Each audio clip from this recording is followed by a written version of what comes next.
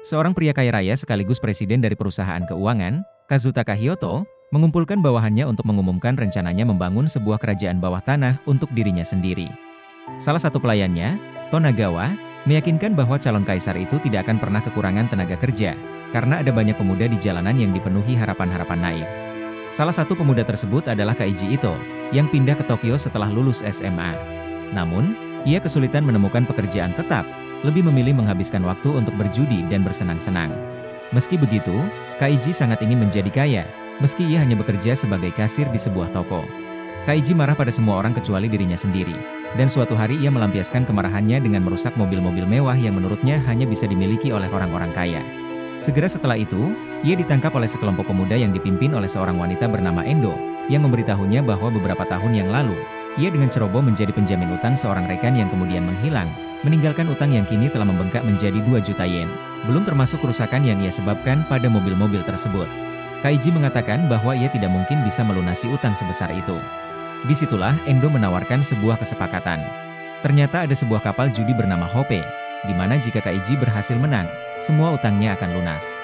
Saat Kaiji menolak, Endo mengingatkannya bahwa ia tidak berguna bagi masyarakat, tidak akan bisa mengubah nasib atau menghasilkan uang, dan tawaran ini adalah satu-satunya kesempatan nyata baginya untuk memulai hidup baru. Malamnya, Kaiji naik ke kapal itu dan bertemu dengan para pecundang lain yang sama-sama tidak punya apa-apa lagi untuk dipertaruhkan. Mereka disambut oleh Tonagawa, yang menjelaskan bahwa untuk memulai permainan, setiap peserta harus membeli 3 bintang, masing-masing seharga 1 juta yen. Tentu saja, mereka tidak memiliki uang sebanyak itu, jadi perusahaan menawarkan pinjaman dengan bunga 1% per menit. Jika seseorang menang, perusahaan akan melunasi semua utang mereka dan juga membeli kembali bintang yang mereka miliki. Para pemain diberikan 12 kartu yang menggambarkan batu, kertas, dan gunting. Ketika seseorang menang dalam ronde, mereka mendapatkan bintang dari lawan mereka. Tujuannya adalah menggunakan semua kartu dan tetap memiliki setidaknya 3 bintang. Semua ini harus dilakukan dalam waktu 30 menit. Awalnya, para peserta cemas karena tidak ada yang mau meminjam uang atau ikut dalam permainan ini. Lebih buruk lagi, tidak ada yang tahu apa yang akan terjadi pada para pecundang. Namun, Tonagawa menyebut mereka sebagai sampah yang tidak punya hak, jadi mereka harus menang atau hidup mereka tidak berarti apa-apa. Permainan pun dimulai, dan orang-orang langsung terjun ke dalamnya. Pecundang pertama diseret paksa ke ruangan gelap oleh petugas keamanan. Kaiji bertemu dengan seorang pria bernama Funai, yang menawarkan rencana cerdik. Jika mereka berdua memainkan kartu yang sama, hasilnya akan seri.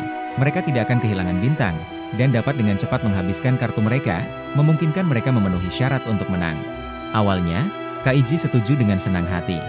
Semuanya berjalan sesuai rencana, tetapi di menit terakhir, Funai menipunya dan mengambil 2 bintangnya, meninggalkannya hanya dengan 1 bintang dan 1 kartu. Funai mengejek Kaiji, menjelaskan bagaimana ia menukar kartu untuk menang, dan kemudian meninggalkannya. Kaiji terlibat dalam perkelahian, namun penjaga dengan cepat memisahkan mereka. Ia melihat sekeliling dan menyadari bahwa waktunya hampir habis. Funai kemudian memberitahu semua orang bahwa kartu terakhir Kaiji adalah gunting, sehingga semua orang tahu cara mengalahkannya. Sebagai balasan, Kaiji mengumumkan bahwa kartu terakhir si penipu adalah batu. Perkelahian kembali terjadi. Kaiji melihat ada noda darah di kartunya dan menyadari bahwa seorang pria bernama Ishido mencoba membuang kartunya agar tidak perlu bermain. Sementara itu, Funai mengusulkan untuk mengocok ulang kartu-kartu agar tidak ada yang tahu kartu apa yang tersisa. Semua orang setuju dan menyerahkan kartu mereka untuk dikocok ulang. Funai membagikan kartu baru, dan Kaiji mendapatkan kembali kartunya yang terkena noda darah. Ia menolak bermain melawan Funai, namun si penipu dengan percaya diri menawarkan permainan untuk 3 bintang sekaligus. Karena Kaiji tidak memiliki cukup bintang, ia bekerja sama dengan Ishido. Funai memainkan kartunya dengan penuh keyakinan bahwa ia akan menang. Namun, ternyata Kaiji sudah menduga sejak awal bahwa si penipu akan mencoba menipunya lagi. Jadi ia mengambil salah satu kartu Ishido dan menambahkan darah padanya, yang membantunya memenangkan permainan. Dalam kegembiraannya, Kaiji menjelaskan apa yang telah ia lakukan, tidak menyadari bahwa Tonagawa mengawasi semuanya melalui kamera dan mendengarkan setiap kata yang ia ucapkan. Funai dikirim ke ruang gelap, sementara Kaiji dan Ishido bergegas menyelesaikan permainan, yang berakhir imbang karena waktu habis. Saat Kaiji merayakan kemenangan, Ishido menemukan sebuah kartu di sakunya yang ia lupa. Karena mereka bekerja sama, itu berarti mereka berdua kalah. Akhirnya, mereka berdua menjadi budak di bawah tanah, di mana ratusan pecundang lainnya bekerja membangun kerajaan untuk Kazutaka Hyoto. Kondisi kerja sangat buruk. Untuk mencegah para pekerja melarikan diri, chip mikro ditanamkan di tangan mereka dan mereka diberi tanda. Tidak ada istirahat, makanan yang disediakan sangat sederhana, dan mereka tidur di sel-sel sempit. Pada hari ke-25 di bawah tanah, mereka menerima gaji pertama mereka, tetapi sebagian besar uangnya digunakan untuk melunasi utang mereka. Mata uang yang digunakan adalah Jperica, yang hanya berlaku di tempat itu. Kaiji menghitung bahwa dengan kecepatan ini, ia hanya akan bisa melunasi utangnya di akhir hidupnya. Namun, ketika godaan seperti kereta penuh minuman alkohol dan makanan lezat muncul, Kaiji tidak bisa menahan diri dan menghabiskan hampir seluruh uangnya untuk makanan ringan dan beberapa kaleng minuman. Kebanyakan pekerja melakukan hal yang sama. Inilah cara perusahaan membuat mereka tetap bekerja di bawah tanah, hidup dari gaji ke gaji tanpa memikirkan hari esok. Suatu hari terjadi kecelakaan dan Ishido terluka. Kaiji membawa temannya ke ruang perawatan, di mana sebagian besar pasien tidak mendapatkan pengobatan karena mereka tidak punya uang. Perawat memberitahu mereka bahwa yang paling putus asa biasanya pergi untuk ikut dalam turnamen bernama Di Jalur Para Pemberani, sebuah permainan yang sangat berbahaya di mana pemenangnya mendapatkan kebebasan, namun yang kalah kehilangan nyawanya. Kaiji menyadari bahwa tidak ada jalan keluar dari sini. Ia melampiaskan kemarahannya pada Mandor, tapi kemudian seorang sukarelawan bernama Sahara dibawa masuk ke ruangan, siap untuk mengikuti turnamen para pemberani. Rekan-rekannya bertepuk tangan untuk Kaiji, dan tiba-tiba ia mengumumkan keputusannya untuk ikut dalam turnamen tersebut. Beberapa anggota kelompok, termasuk Ishido, memutuskan untuk ikut bersamanya. Para pemain tiba di atap sebuah gedung pencakar langit, di mana mereka disambut oleh Tonegawa, yang menjelaskan bahwa setiap pemain mendapatkan cek senilai 10 juta yen, tetapi mereka hanya bisa mencairkannya di gedung di seberang jalan. Mereka harus menyeberang menggunakan jembatan yang terbuat dari 2 balok sempit. Para pemain tidak diizinkan merangkak karena jembatan itu dialiri listrik. Penonton kaya menyaksikan acara ini, yang disiarkan sebagai acara realitas, dan mereka bisa bertaruh pada hasilnya. Orang-orang ketakutan, namun Kaiji menyemangati mereka, mengingatkan bagaimana dulu mereka sering berjalan di atas batang kayu saat masih anak-anak. Ia menyarankan mereka menandai sepatu mereka agar tetap berada di jalur yang benar dan terus memberi semangat kepada para pemain. Tonegawa dan Endo mengamati jalannya permainan dari tempat duduk tamu. Kelompok itu mulai perlahan-lahan menyeberangi balok, namun tak lama kemudian petir menyambar di dekatnya dan badai muncul di cakrawala. Para pemain mulai gugup, menyebabkan salah satu dari mereka terpeleset dan jatuh hingga tewas. Moral para pemain yang tersisa merosot, dan semakin banyak yang jatuh, diperparah dengan hujan yang mulai turun. Akhirnya, hanya Ishido, Kaiji, dan Sahara yang tersisa di atas balok. Ishido memutuskan untuk memberikan ceknya kepada Kaiji, memintanya untuk mencairkannya dan mengirimkan uangnya kepada putrinya. Meski Kaiji memohon agar ia bertahan, Ishido melepaskan pegangannya dan jatuh dalam diam, membebaskan Kaiji dari kepanikan. Kedua orang yang tersisa perlahan berhasil mencapai gedung, merayakan kemenangan mereka. Namun, ketika Sahara membuka jendela, perbedaan tekanan udara menciptakan angin kencang yang menerbangkannya dari tepi gedung. Kaiji berhasil bertahan di tepi dan menjadi orang pertama yang memenangkan turnamen ini. Hyoto, yang terkesan dengan pertunjukan itu, mengucapkan selamat kepada Kaiji dan memberikan kewarganegaraan kepada Tonegawa di kerajaannya yang akan datang. Setelah Kaiji pulih, ia menuntut agar kedua cek tersebut dicairkan. Namun, ternyata cek milik Ishido tidak berlaku karena ia sudah meninggal, dan 10 juta yen milik Kaiji hanya akan digunakan untuk melunasi utangnya. Akhirnya, yang tersisa hanyalah sekitar 7.000 yen. Kaiji marah besar, merasa frustrasi karena ia tidak dapat mengirim uang kepada putri Ishido.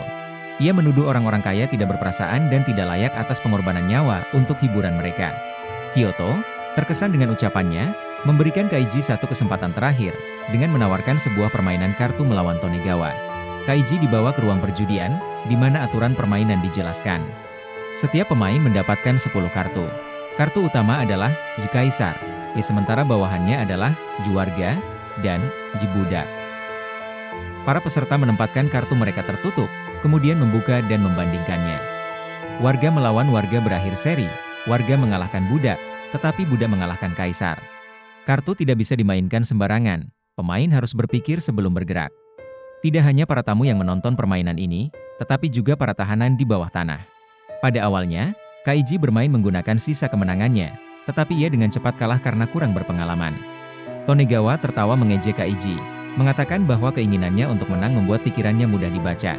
Dari ekspresi wajahnya, Hyoto merasa kecewa karena semuanya berlangsung begitu cepat. Ia meminjamkan uang kepada Kaiji agar bisa bermain lagi.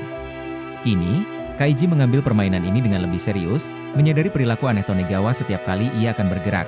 Tonegawa selalu melihat jamnya. Namun, kali ini Kaiji tetap kalah dengan cepat dan dijatuhi hukuman 130 tahun sebagai budak.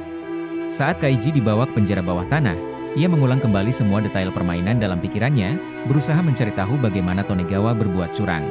Kemudian, Endo menghentikannya dan memanggilnya sebagai pecundang sekali lagi, sambil menunjukkan tanda mikrochip abadi di tangannya.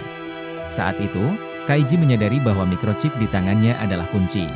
Tonegawa mengenakan jam yang memungkinkannya membaca tanda vital Kaiji, sehingga ia tahu kapan Kaiji akan memainkan kartu penting.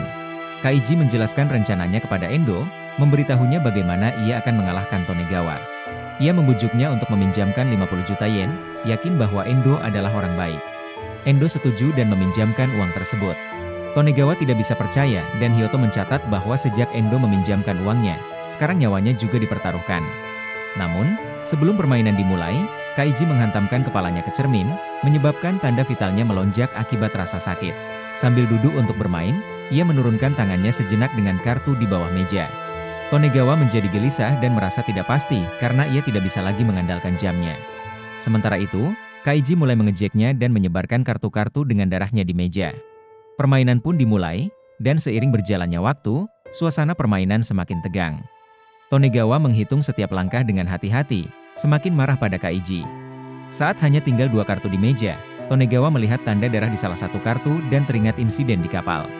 Ia menyadari bahwa Kaiji mencoba memperdayanya dan memanfaatkan semua kemampuan analitisnya. Ini adalah langkah terakhir sebelum penentuan. Tonegawa bersiap memainkan kartunya, namun tiba-tiba berhenti, mengingat bahwa Kaiji telah menurunkan tangannya di bawah meja, mungkin sedang menukar kartu seperti yang ia lakukan di kapal. Endo juga berpikir Kaiji melakukan kesalahan. Tonegawa memainkan kartunya dengan percaya diri, tertawa mengira telah menang, tetapi Kaiji mengungkapkan kartunya dan ternyata menang. Para Buddha di bawah tanah bersorak, sementara Tonegawa marah besar. Kaiji menjelaskan bahwa ia tidak menukar kartu. Ia tahu lawannya tidak bisa mengabaikan darah di kartu tersebut, sehingga Tonegawa memperdaya dirinya sendiri. Marah atas kerugian besar yang dialami pelayannya, Hyoto mencabut kewarganegaraan Tonegawa di kerajaan masa depannya dan mengirimnya untuk bekerja di bawah tanah seumur hidup. Kaiji memenangkan 50 juta yen. Keesokan harinya, saat makan siang di kafe, Kaiji mengembalikan uang itu kepada Endo, tetapi tiba-tiba ia kehilangan kesadaran. Ketika sadar, semua tas uangnya sudah hilang, dan di saku ia menemukan surat dari gadis itu yang menjelaskan bahwa ia lupa tentang bunga yang terus bertambah setiap menit.